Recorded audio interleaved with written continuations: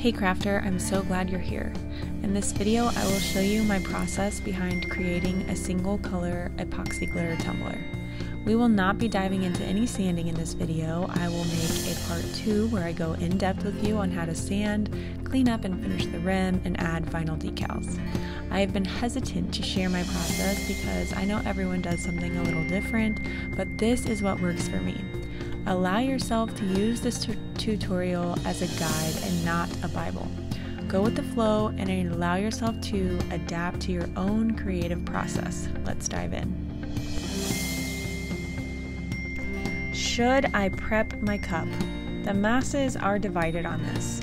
Do you or do you not prep your tumblers? Of course, you don't have to do anything. You can make a glitter tumbler without a single bit of prep. It will work. Tons of people skip this step. I do not skip it. It is my preference. I just wanted to shed light on the great debate so that you feel capable of making the decision that is right for you in your creative process. After I've sanded, I wash and dry the tumbler. This, like step 1, is something people often skip. You most certainly can go to the store, buy a tumbler, remove the sticker, or not, and make a glitter tumbler. Should you? My answer is no, you shouldn't. I always prep my cups, but you can choose to do whatever feels right to you.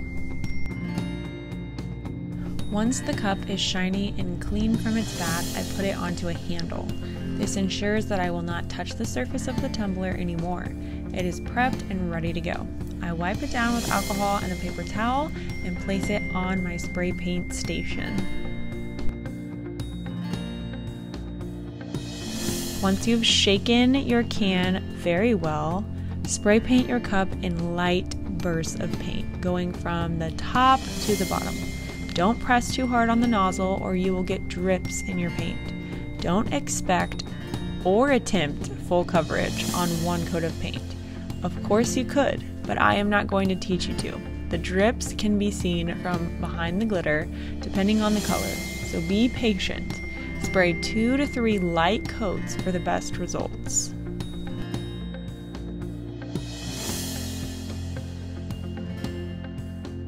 I don't have measurements on my mixing cups, so I use the water method for measuring. First, I decide how much epoxy I want to mix total and divide by 2. If I want to make 20 ml of epoxy, I measure out 10 ml of water to represent part A.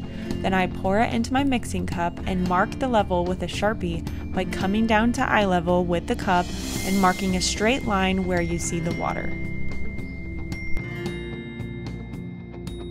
Measure 10 more mils of water and pour it into the cup.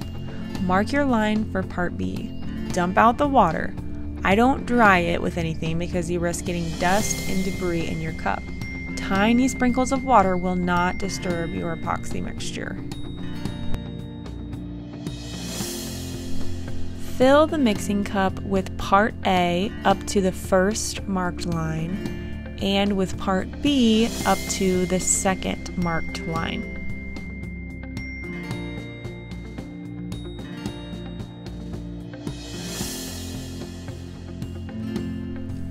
Mix your epoxy until it is clear. It starts cloudy and thick, but the more you mix, makes it thinner and more clear. You will get bubbles.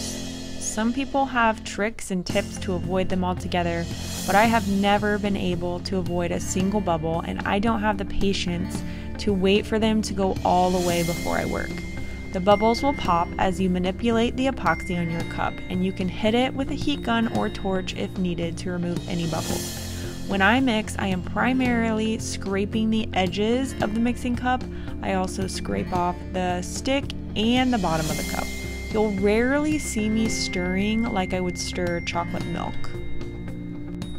Apply a thin, even coat of epoxy onto your cup. You can warm the cup with a heat gun or a hair dryer before this process to help it spread more even and thin. I typically make sure I have a backup plan for the epoxy I mixed, or if glittering one cup is all I have to do and I only need a super tiny amount of epoxy, I don't even measure. I just put one small squirt of each A and B into my cup and eyeball it. It always works just fine, but I sweat a little and say a prayer every time I do it. You'll just keep spreading until the whole cup is completely covered with a very thin, even coat of epoxy.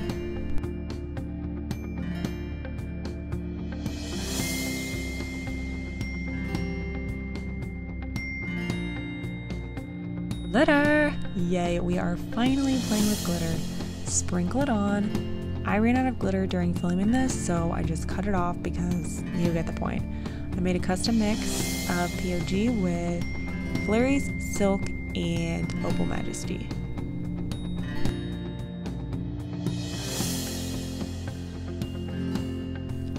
Don't forget to glitter the bottom of your cup.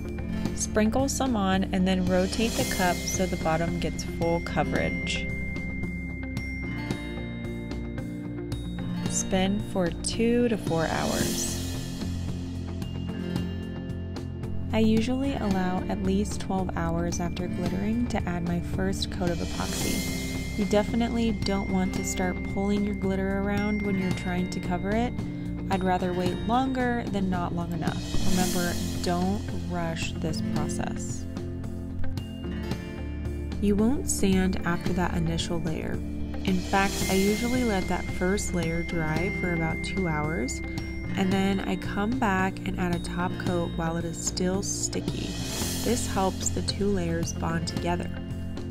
It is always best to go with multiple thin coats instead of plopping on a huge flood coat right out of the gate to try and get the glitter covered in one coat. I think this is where I actually went wrong initially, so don't be afraid to go light. Pools of dripping epoxy are going to be so much more messy and cause muffin tops and spare tires or bulge at either end of the cup. How I sand smooth, clean up the rim, apply a decal, and apply final coats of epoxy will all be included in part 2. So make sure you subscribe to my channel and hit the bell so you don't miss it. Happy crafting, friends!